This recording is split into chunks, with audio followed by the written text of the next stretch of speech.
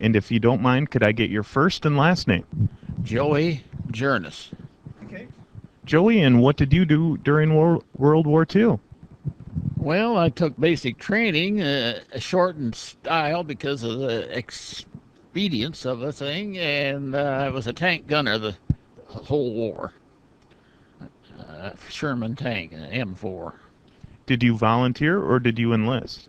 Or were you drafted? I'm sorry. I was drafted. What year were you drafted?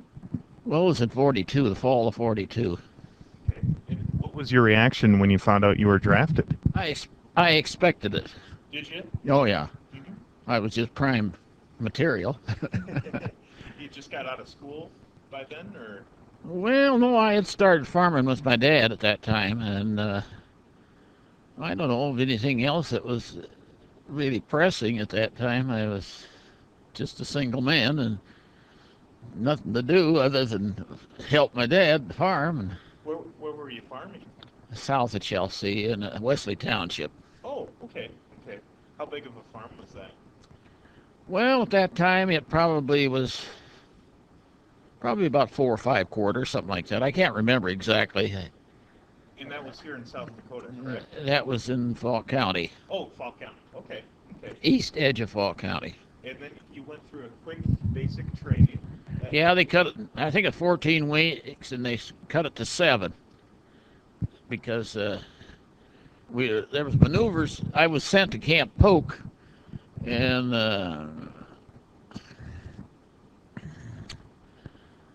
they were on maneuvers at the time. And next thing we knew, I was sitting out in the sharing a pup tent with somebody I never knew. And very shortly after that, we was sent to the Desert Training Center in California because the war was in Africa at the time with the tank war. And when you shipped overseas, did you go to Africa then? No, we trained there, and then well, it was in the fall of the year we were shipped to Fort Benning, Georgia. An awful change from 120 degrees in the desert to a bunch of hot weather and storms and lightning and wet weather in Georgia. That was quite a climate change for a person. Other than that, we trained there for some time, done a little anti-aircraft shooting, and that was about it. Later on, we shipped to Camp Shanks, Maine, and then we were sent to another little camp just outside of New York. And on the 6th day of June, the day of the invasion, we started loading the Queen Mary to make a trip went to Glasgow, Scotland. And from there, we went to Tidworth Barracks and trained there some. And by the time, I think it was the 8th of August, we went to Omaha Beach. And from Omaha Beach, well, that was quite an experience there. We went off the ramp of the LST landing and come up off the shoreline, and there was a whole cornfield of white crosses. Boy, did that make you think a little bit. There wasn't all of them running around loose anymore. And there we attacked the town of Chartres in the middle of the night. A bunch of greenhorns. Nobody knew what was going on, so we backed out of there rather rapidly and did it again the next day. So we did get the town captured. It wasn't much of a fight, but I know there was some. I didn't get into much of it except a lot of air bursts, and I didn't even know what they were. It was just a puff of smoke in the air, but it turned out there's a lot of shrapnel coming down off of that. But in a tank, that didn't hurt us. So that's about it. What was it like being in a tank during some of those battles? Well, I having a 105, I wouldn't be the leading tank in any case. At least I didn't think they were anyway. And there was one of those tanks attached to each line company, which A, B, and C had a 105. And later on, headquarters company had 3 of them. So the 31st Tank Battalion hierarchy decided that they would take the 3 line company tanks and the 3 out of headquarters and make a 6-gun platoon to use as more or less close-up artillery. That's about it. How long were you over in Europe then? Well, I was there clear until December of, it was 45, wasn't it, when they got over? Yeah, I believe so. But I stayed with the 7th Armor till it dissolved. We was in I can't say the name of the town, Breckendorf or something like that. The Russians took over that town under the agreements that the 3 main people, English and the Russians. So the Russians took over, and I was on furlough in Nice, France, when this all happened, a 15-day furlough. And immediately they sent me back to Nice, France, as an occupational. I watched prisoners load booze off of warehouses and take it around to the different places of business where they retailed it for the vacationing soldiers. Were the prisoners, were they Germans or Russians? They were both Germans, and they had, one of them had been at the Russian front, and he had pretty tough time of it over there, but he survived it there, and as far as I know, he lived. He was looking good when I left him.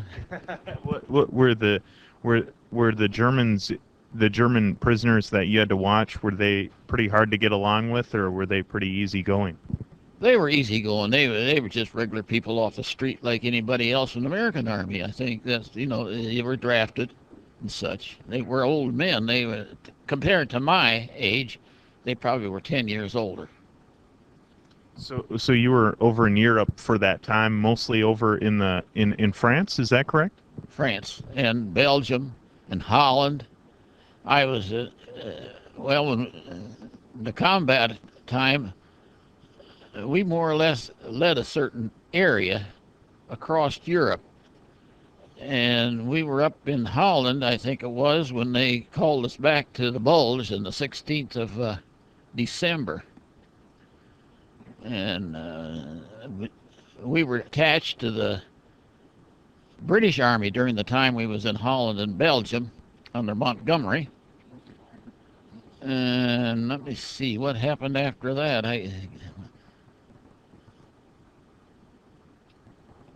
After the Bulge was over with, we got the proof that we was the ones that they kicked out of the Bulge area.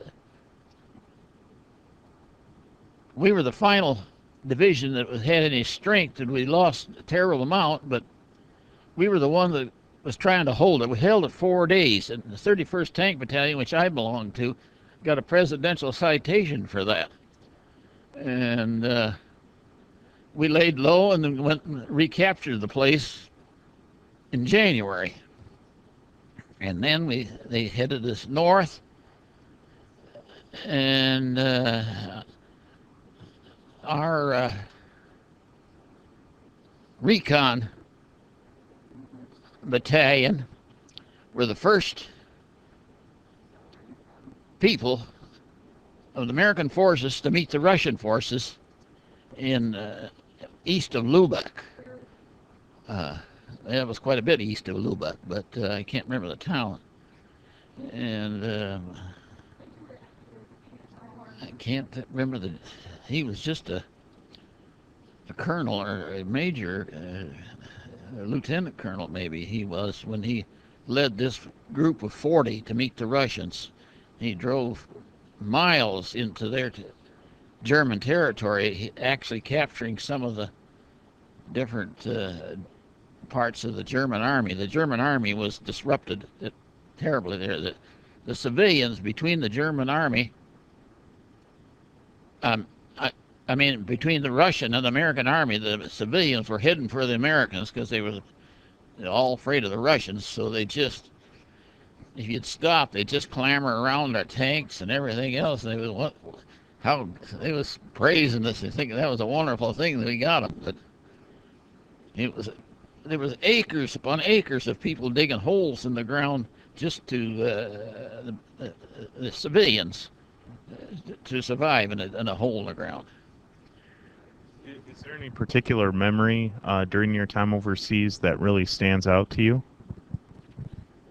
Well, one of the first things I also already mentioned was that on the crosses that were sitting there after the D-Day deal.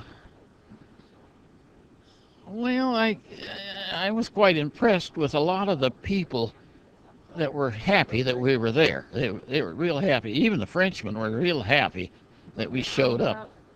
I'm kind of bashful, but I can say a couple of words. Oh, okay, just one moment, okay, sir? No, I got something I got to get a phone for. Oh, okay, sounds good. That's about all I got, I guess. Okay. I mean, one incident, Patton was a very tough general for a tank outfit. He was a tanker from the word go. And we knew we were held up at a certain place. And the company commander that left with us to go to Europe, he told him we wanted to take this particular spot, and we knew it was zeroed in with 88. And he says, take it anyway. Well, he led the crew. Well, he never made it. He got on a bridge and they knocked it out, and he killed the captain. And they got this. He was a good captain, and a company commander, I should say. And it was shortly after that they decided to put the 105s all together. And I didn't think much of that deal. They should have tried to arrange a different way of taking that particular crossing, other than put a tank right out there as a dead duck. That kind of didn't sit well with me. And that was Patton's decision. That was Patton's decision. That's what I understood. Yeah. But, it's always a word of mouth. Nothing is sure in the military. Okay, do you remember what it was like when you came home after serving overseas? I just came home. My folks come up to meet me at the train. I was the only one on the train. And I went home. Nothing except to my little sister had really grown while I was in the military. It takes 3 years. She went from a little baby critter to a grown woman, but it just seemed that way. But she grew so much that I could hardly recognize her. Was your family glad to see you then? Oh yeah, I stuck around, and I never got married till I was 35 years old. After that, I said, I don't know. I was kind of a little bit. I had a lot of problems in my head a little bit too, Just the things didn't kind of sit well, a lot of things, but I kind of tried to keep it to myself. Okay. Do you have anything else? No, that'll be good enough.